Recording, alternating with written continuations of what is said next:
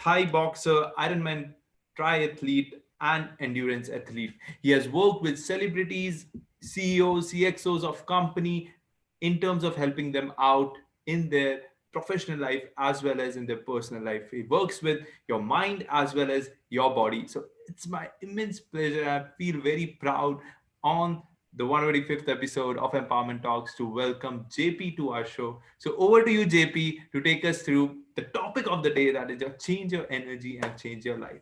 Over to you. Yash, thank you so much for having me, and everyone, thank you so much for being here. I couldn't think of a better way to invest some of my time on a Sunday. I absolutely love serving. I love connecting, and I love helping other people serve and connect. And it was interesting listening to the video of the celebrations of the 100 talks, because a lot of the things that people were saying were related to you guys being consistent. And even in the 3 minutes that we spoke before we went live today, and you shared with me a bit about your journey over the last few months, it was very clear that this is something that is at your highest values as an organization, as a collective, is this consistency. And I think it's very inspiring. And I think it's very important to find environments like this, to find people that are inspiring and take energy from them. Because in life, wherever we put our time, wherever we invest or waste our time, we're either going to get energy or we're going to give it away and lose our energy. So I'm already energized by me just being here. And I want to thank you one more time for your consistency. I want to thank Santosh De Souza for hounding me like a dog to come on this thing. I don't think I've received so many messages from one person ever in my life in such a short space of time. But I salute you, sir. I see you and I salute you, because that's what got me onto this call. It's an absolute pleasure to be here. I'm going to do my very best to check in with the chats. I'll come to the chat before we start. People are talking about my dogs. Where's my dogs? They're somewhere around. Hi, Ramesh. We've got people from Oman, India, Dubai. We had someone from Nigeria, Prasanna from Nigeria. I mean, this is a global platform. It's really, really amazing. Yeah, really, really awesome. I look forward to hopefully connecting with you guys beyond this point. But my only challenge really during this time is that I have very little time with you. So I want to make sure that I direct my energy in a way that it's most valuable to you. So we'll get straight into it. Am I allowed to go straight into it, or am I just introducing? Yeah. Go ahead, please. So thanks, Yash. So the title of this talk is Change Your Energy, Change Your Life. If you know me or you've been a student of my work, you know that I have two pivotal stories in my life. The first one was at 23 years old, when after a few years of chasing to get something that I never was and to run away from everything that I was, I ended up DJing in Riga, Latvia, and I realized that I'd hit the rock bottom of my life. I was living in the UK at the time. I went back to the UK and I realized that after everything that I'd been through, this is not who I wanted to be. I wanted to have a more meaningful life. I wanted to have a more positive life. I wanted to have a happier life. I wanted to feel good. Now, in hindsight, I can tell you after 18 years of doing personal development work on self-mastery and self-enrichment, I can tell you that that is the ultimate point in life. It's to feel good. Feel good where? In your energy. To feel good in the three aspects of your energy, which is your mind, your body, and your heart. What's the point of chasing success if you don't feel good in the process? Or worse, you don't feel good when you get there. So at 23 years old, I decided that I wanted to feel good. I wanted to feel better. And I went to work on myself. I'm actually writing my 5th book at the moment. I've done 7 hours of editing today. And one of the things that's just coming to me now, that was as a result of what I was writing this morning, was people come to environments like this. They go to talks, they go to seminars, webinars, they listen to podcasts, and they expect to get some kind of magic dust. And if you've been to one of my talks, maybe you've been lucky enough to attend one of my talks in Dubai or in the UAE or around that region, you'll know that I often say, I'm not a magician. I'm a great coach, but I'm not a magician. And if you're coming for magic dust, you're in the wrong place. So let me just be clear on that. I don't have magic dust for you. I do not have the secret. The secret, however, lies in you. And if you go to work on life, life will go to work on you. Everything in the world is in a fair value exchange, and everything is energy, and energy is everything. Therefore, if you change your energy, the energy that you see on the outside will change. And at 23 years old, this is what I did. I started to change my energy. Now, I'll be honest with you.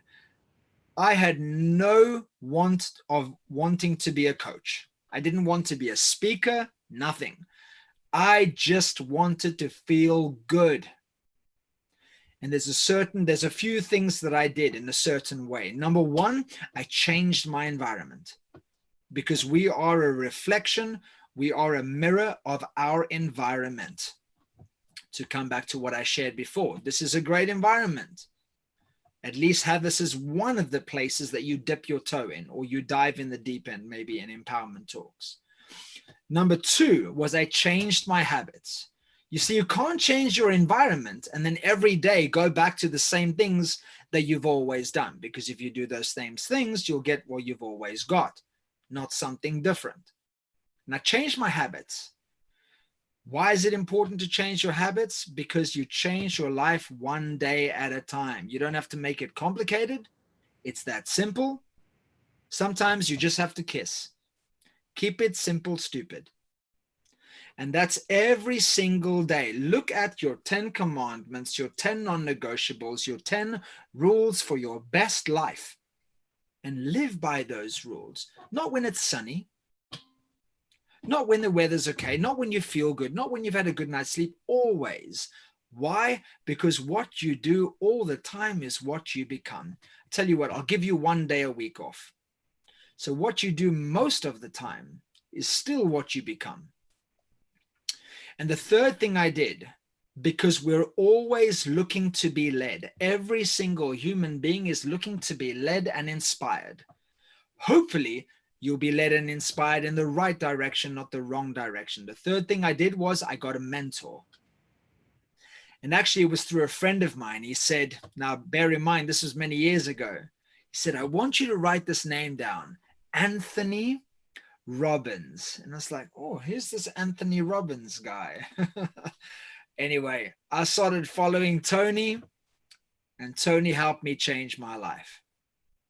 Tony is a big advocate of changing your energy through breath, through visualization, through goal setting, through proximity, through morning rituals, 15 minutes to thrive, hour of power, all these things. It's all about changing your energy. And for 17 years, I did this work. For the first 2.5 years, I did it just for me. Like I said before, I just wanted to feel good.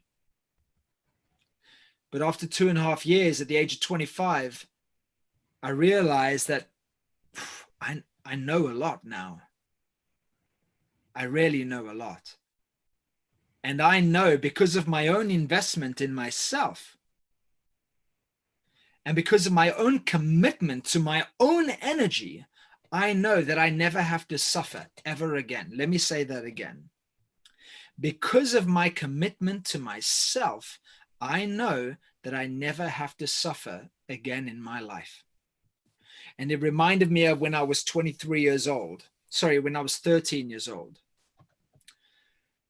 I remember very clearly the day that I came home from a cycling race and the police were at my door.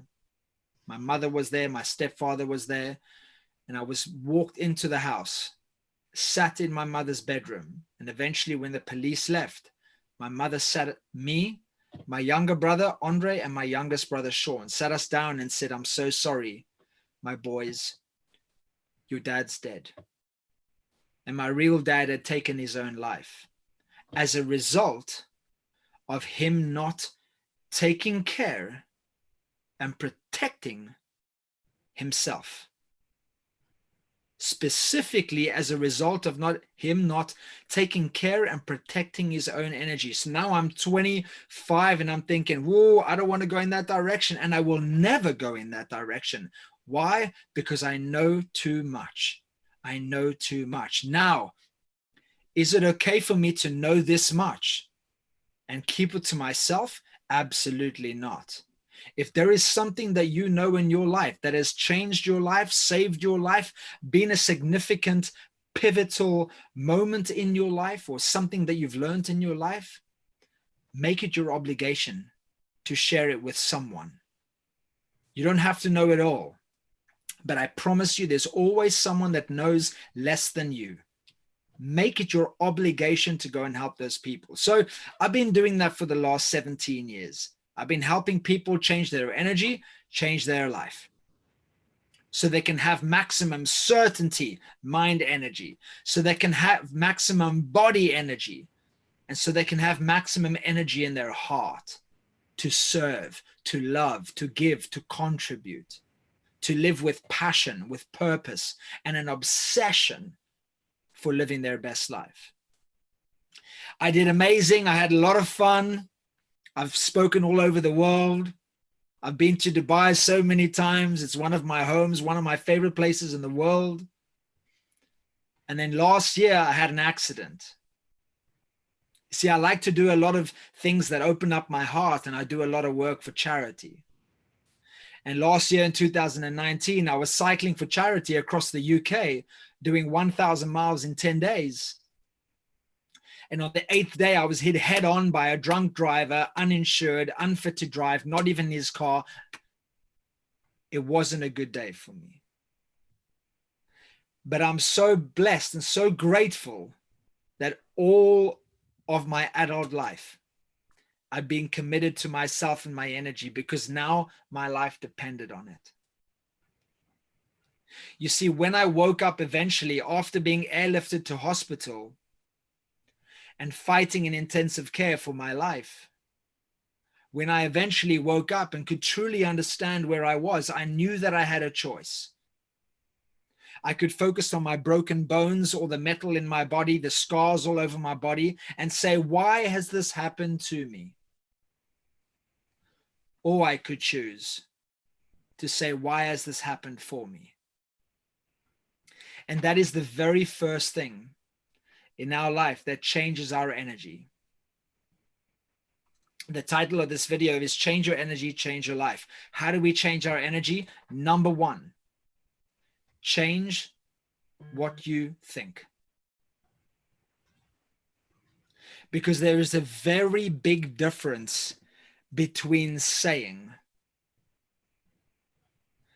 I need to change my life, and I want to change my life. Say it with me.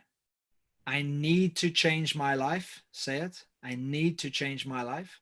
And now say, I want to change my life. Does it feel different? Type it in chat. Yes or no? Does it feel different?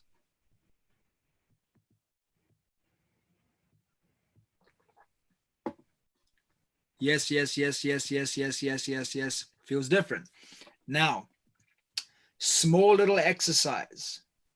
But I promise you, if you take this exercise that we just did seriously, it will change your life forever.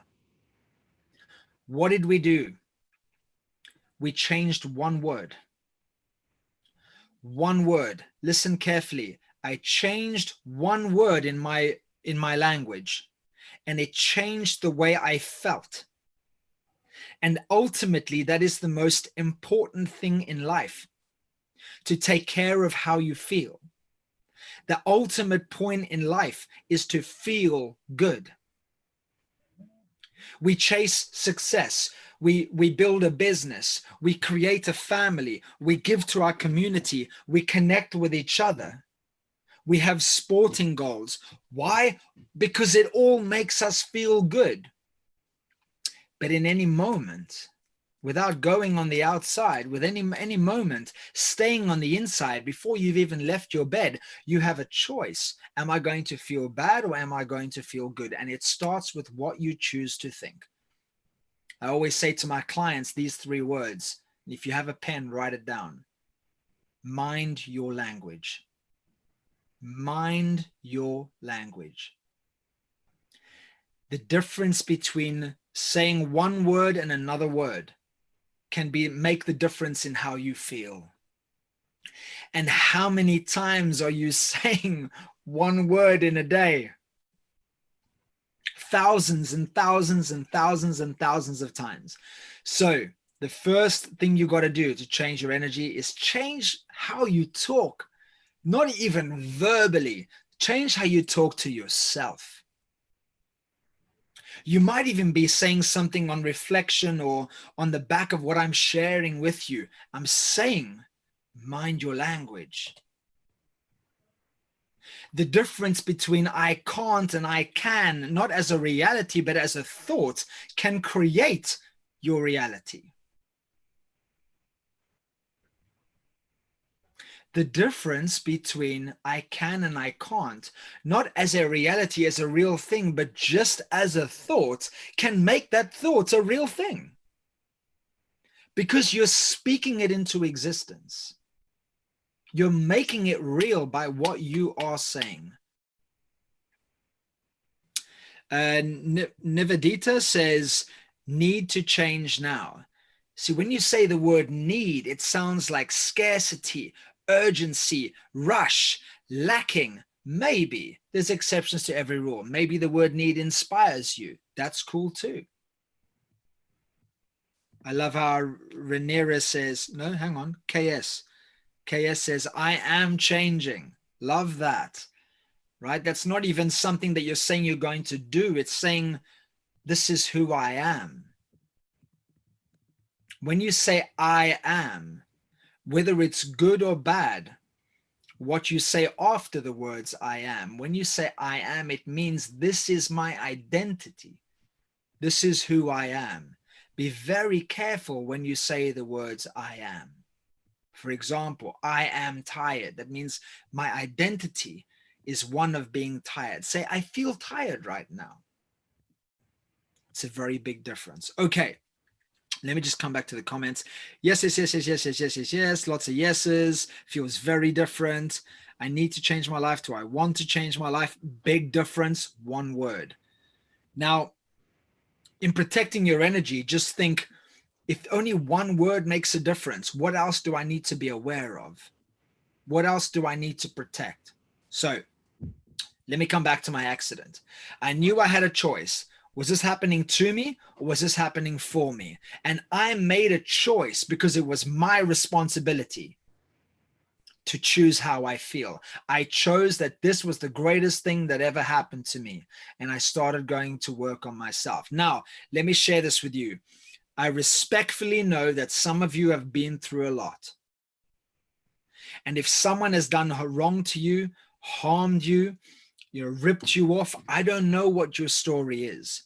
May they be held accountable. May they be responsible for what they did. But they are not responsible for how you feel.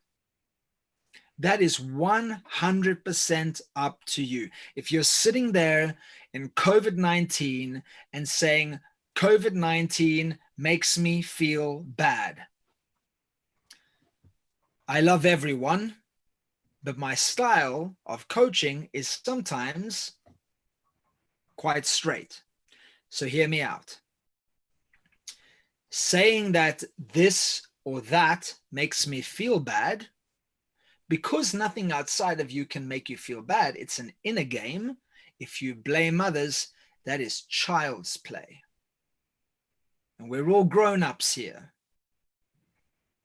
The moment you start blaming others for where you are or how your life is or what should be and isn't and what's missing from your life, you've just stopped being a grown-up.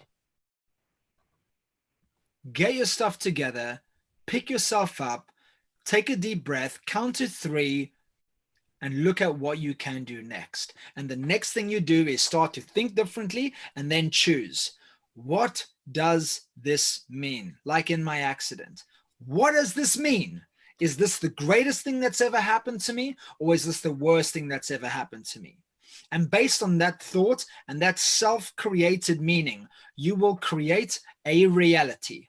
And that reality and that life that you choose is up to you, based on where you responsibly choose to put your own energy. And it starts with your thoughts. I could keep going. I've just touched the surface, but I do believe we're out of time.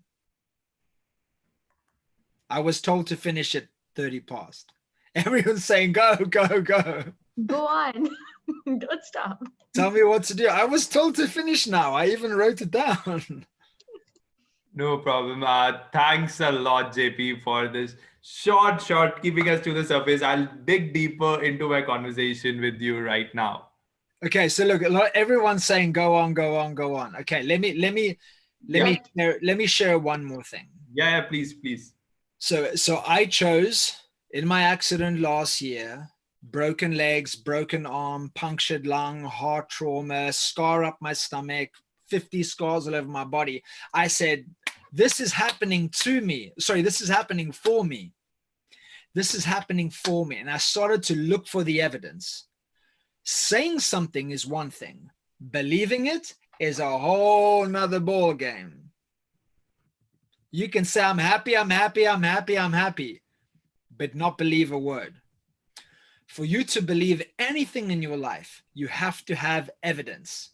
Like if you step into a courtroom and you've got a truth on this side, a truth on this side, or potential truth and a potential truth, and you've got the judge in the middle. By the way, the judge is your mind. Where is the court or the judge or your mind going to be in favor in a courtroom? Very simple answer, where there is more evidence. Even if it's not the truth. And that's a very sad thought, that some people go to prison because the evidence stacks up against them even when they didn't do it. But we base our truth and we create beliefs on wherever there is most evidence. So how do you create a new belief that this is happening for me? Start going to work, baby, and start looking for the evidence. Look at everything you've ever been through. Look at everything you're going through. If you're still going through it, guess what it means? You ain't dead, which means you're winning. If you're still going through it, you ain't dead. You're still a survivor. You're still a fighter. You're still a warrior. You're still a goddess. Keep going. Keep creating the evidence. Then come to environments like this.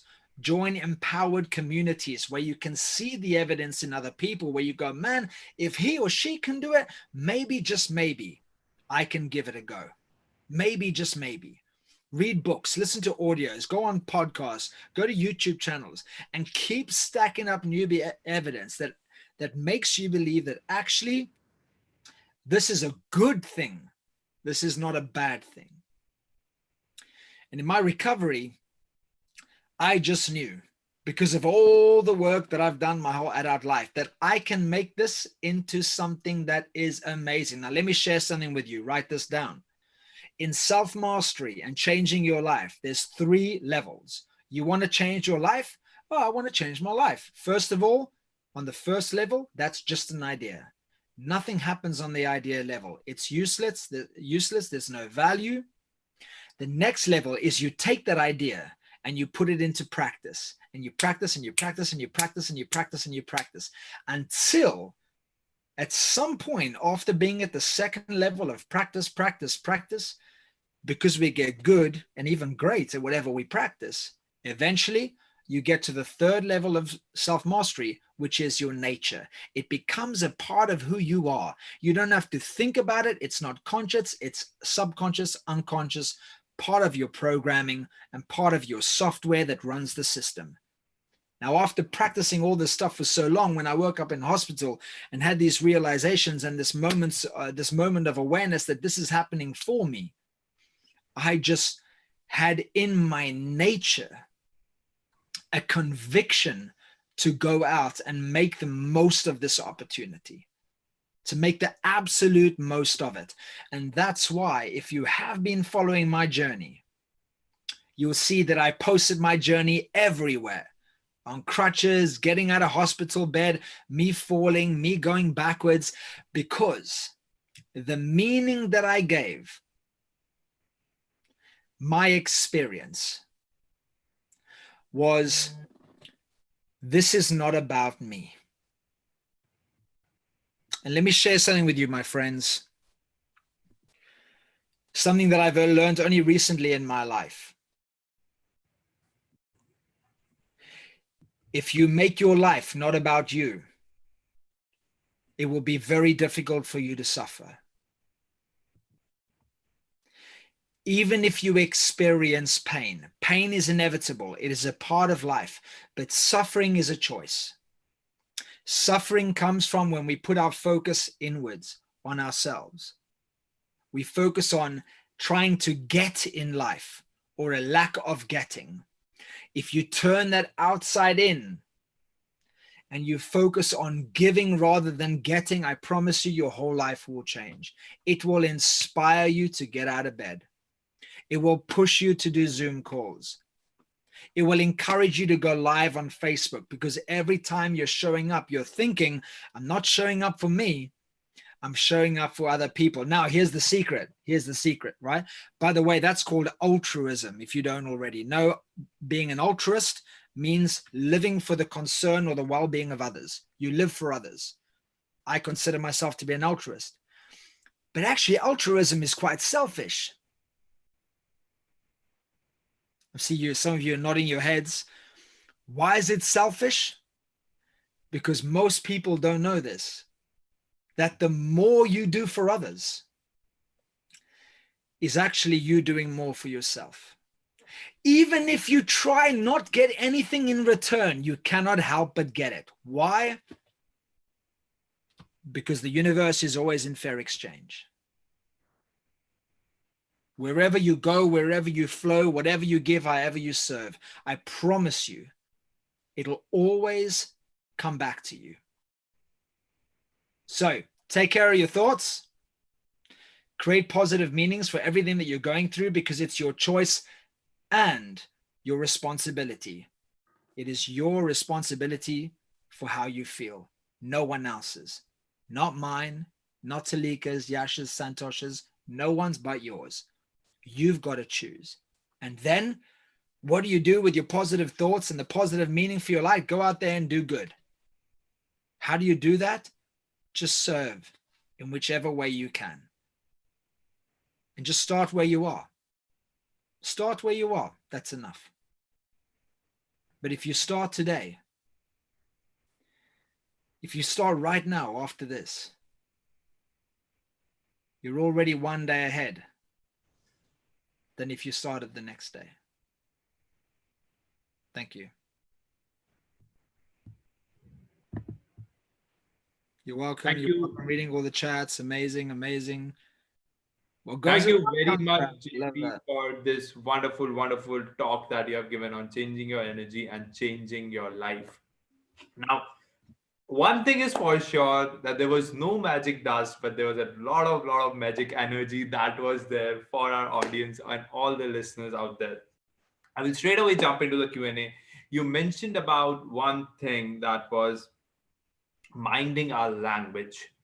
Now, that particular thing, I will take to the very practical example of how do you correct it. If you have said something wrong and you straight away acknowledge it, that I have said something wrong to a particular person or something. So how do you go about correcting that particular thing? And do you go about correcting it right at that very particular moment? Or you wait for some time, let that sink in, and then go away doing it? Because that's a very practical thing that happens with me a lot and with a lot of people. So there's a few different ways to answer that question. First of all, know that I love this quote. It's not mine. The truth will set you free. Most people know that. Even in a relationship, if you feel like there's something wrong, there's resistance, be 100% honest. 100% honest in a conversation, but do it from a place of and even I teach this in leadership coaching and businesses, do it from a place of, it's not me against you. It's us together facing the same direction. If you want to sort out something that has gone wrong in a conversation, I'd like everyone to visualize you're standing with someone and you've said something wrong and you want to fix it. Now, if you've said something wrong, already there's going to be some kind of emotional exchange there. True. Rather than you standing face to face with them, I want you to imagine you're standing face to face with them and you're trying to talk to them and explain to them what you did wrong or that you're sorry. I want you to grab that person's left arm and I want you to pull them next to you. Pull them next to you so that your arms are linked and you're now facing the same direction. You're both facing the same direction and you're linking arms. Now talk to them. There's a very big difference here because everything is energy. So if you're facing them, it's your energy against their energy. If you stand next to each other or you sit on the sofa, sit on the same side of the sofa, because then your energy is going in one direction. And if you can communicate clearly, then hopefully both of your energies are moving forward. Next way to answer that question. If you are in any way emotionally disrupted, True. do not say another thing. Do not say another thing. Because no good decision was ever made from an emotional place. Go away, collect your thoughts, meditate, and come back and speak in a more practical, logical way so that you don't bring your emotions up into the conversation. If you feel emotional in a conversation, you should probably get out of the emotions or get out of the conversation.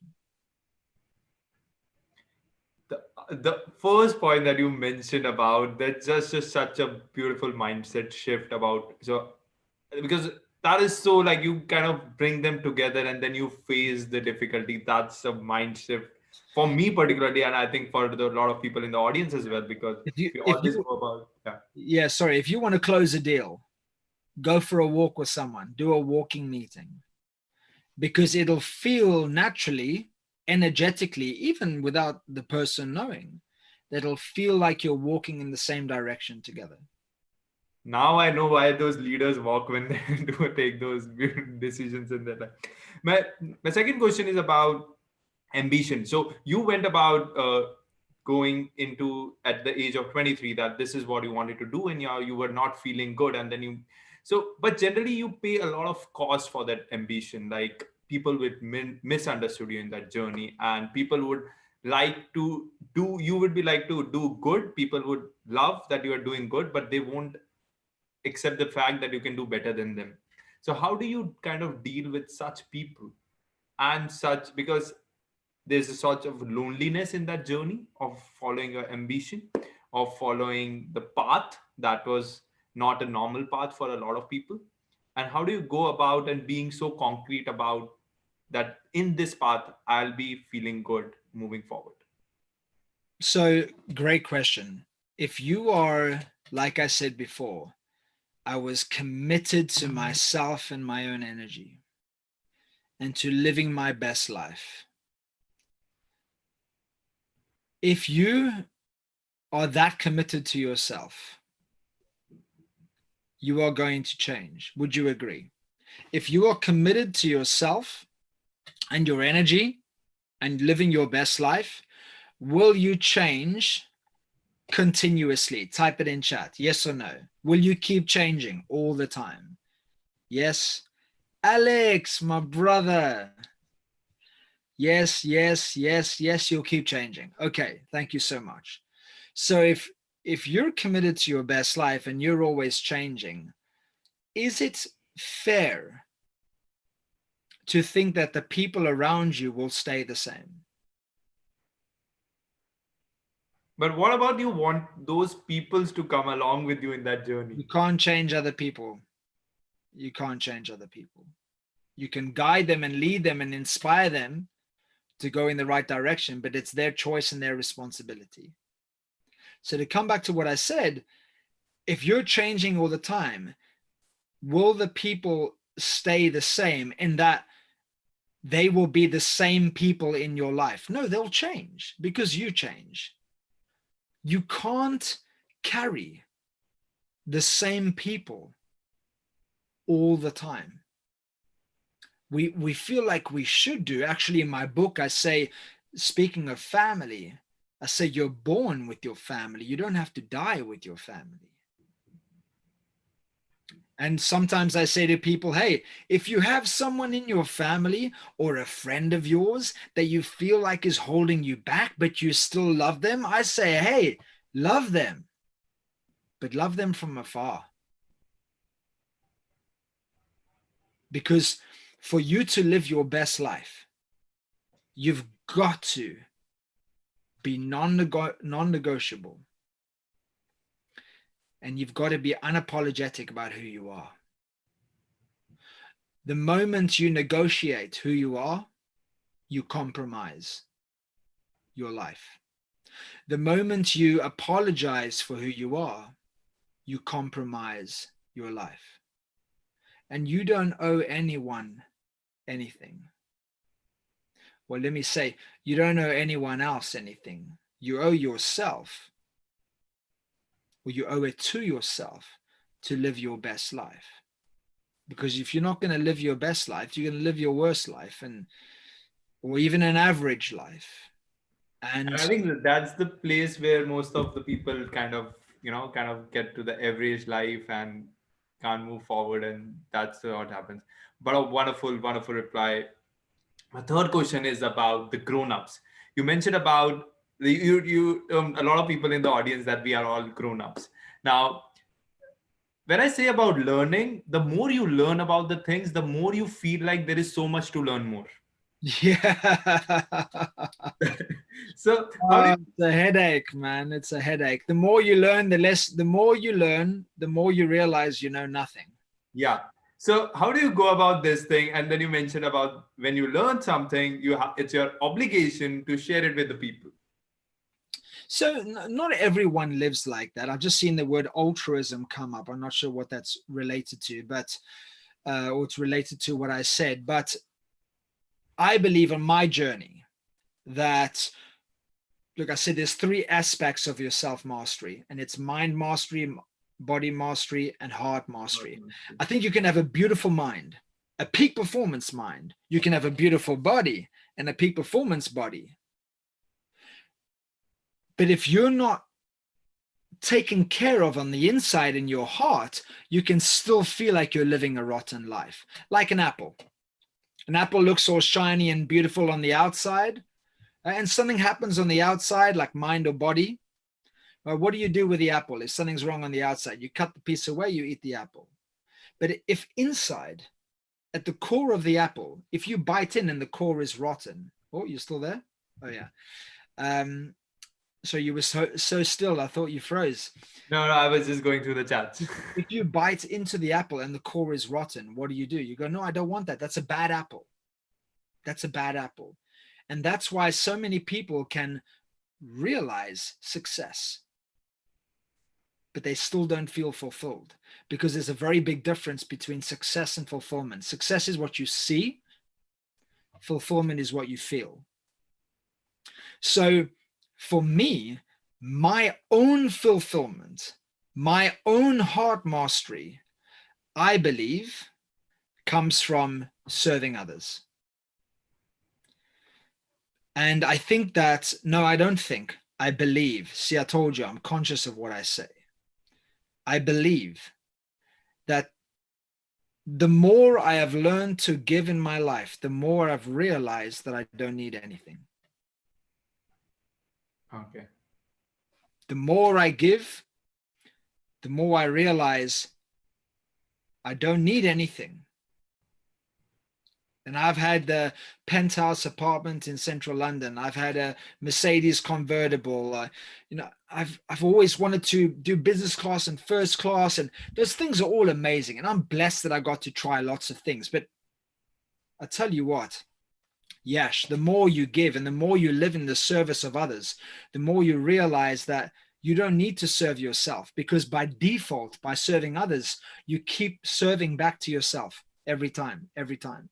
So you get rid of this need for consumption in your life and you just give. And the more you give, the more you get. The more you give, the more you get. Mother Teresa is an example. Thank you, Stephen. Mahatma Gandhi is an example. They lived with nothing, but they felt like they had everything. Now, I'm not saying be that extreme, but I do believe that everyone here and everyone on this planet has a gift. Everyone has a gift.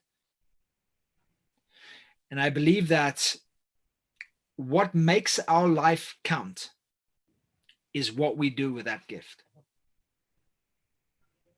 That's so true. That's so true. So what is your gift? What is your gift? Go give it to the world in whichever way you can. You don't need to know it all. Start today. Okay. Due to the respect of time, I don't have much time, so I'll quickly go through a rapid fire with you if you allow me to do so. Yeah, go for it. I'm trying to read the chat as well. There's so many chats coming in, guys. Thank you. Okay, if you want to define the energy, because energy has been the center point of your talk, if you want to define energy in 3 words or 3 things, what is energy about? Certainty.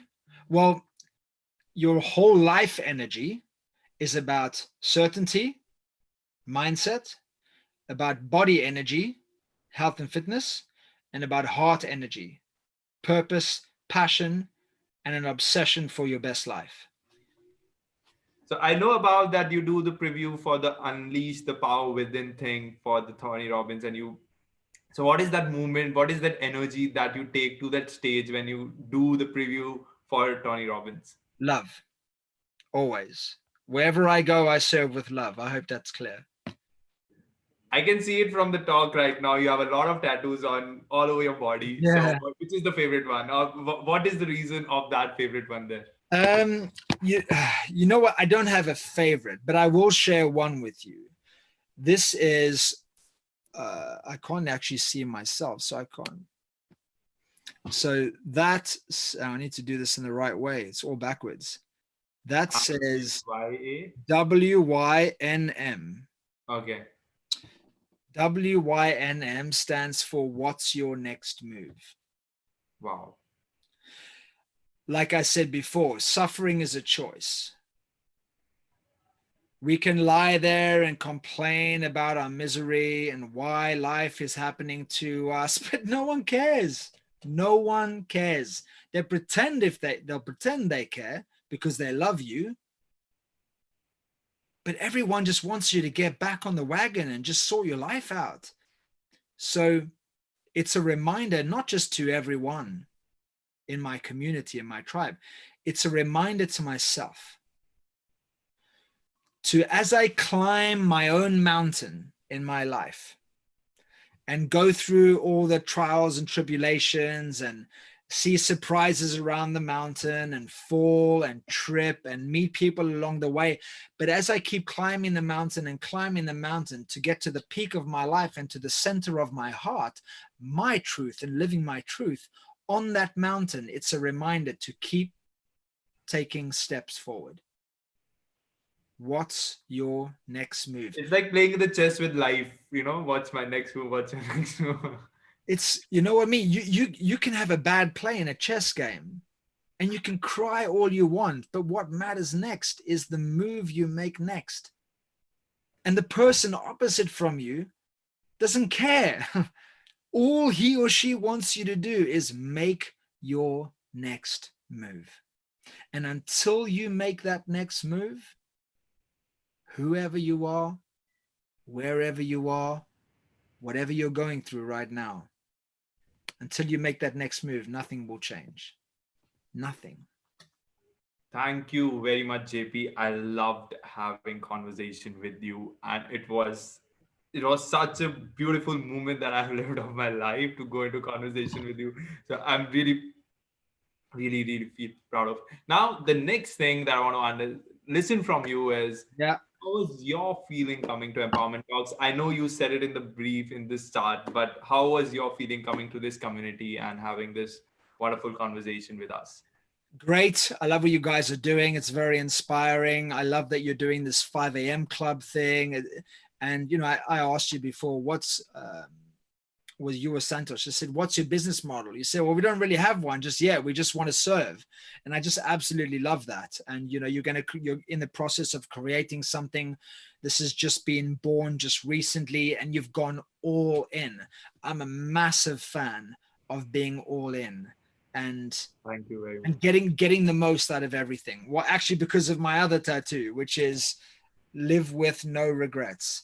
You know, if you're gonna do something, do it properly. If you're gonna go all the way. Either be in or be out. And you guys are very clearly all the way in. Secondly, I love to serve. I love to talk. This is my gift. Talking and fitness on a separate level. So I'm just here doing what I'm meant to do. So thank you for giving me the opportunity. So thank you very much, JP, and thank you very much. And sorry to interrupt. And the chats, the engagement has been amazing. Thank you for being a lovely audience as well. And thank you everyone who has joined us on YouTube for getting into and listening into this wonderful conversation. Now, it's the time for us to go for the audience Q&A round. So Tudika will conduct that session. Over to you, Tudika. And then we'll have before that, we'll have a special vote of thanks session from Mr. Alexander. He has been he's been the brother of JP. So Alexander, if you can quickly come on screen and tell us a few words about JP.